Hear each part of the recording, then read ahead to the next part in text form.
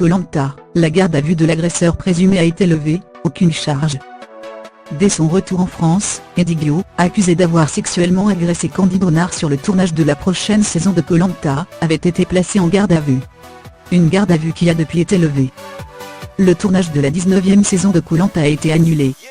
Comme annoncé via deux communiqués de TF1 et Alp, société productrice, une candidate au casting, qui n'est autre que Candide Renard, la fille de l'entraîneur Hervé Renard, aurait été victime d'une agression sexuelle en pleine nuit sur le camp. Eddie Guiot, l'agresseur présumé, avait ainsi été placé en garde à vue dès son retour en France, ce lundi 14 mai 2018 au matin. Après plusieurs heures dans les locaux du SDPJ de Seine-Saint-Denis, cette garde à finalement vue a été levée.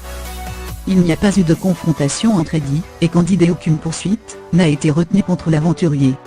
Le jeune homme avait, dès le départ, fermement nié les faits qui lui sont reprochés. Candice Renard avait été convoquée au SDPJ 93 cet après-midi, où elle était venue réitérer ses accusations.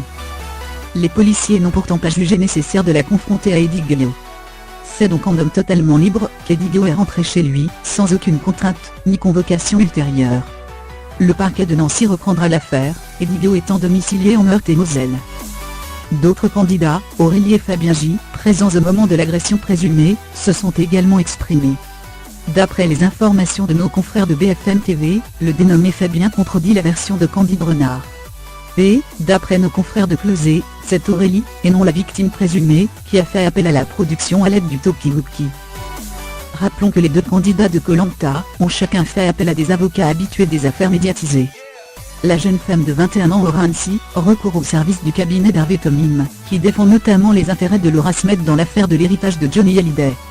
De son côté, Eddie Guiot, 34 ans, est défendu par le redoutable maître Jérémy Assou, très connu, qui ne va sans doute pas en rester là.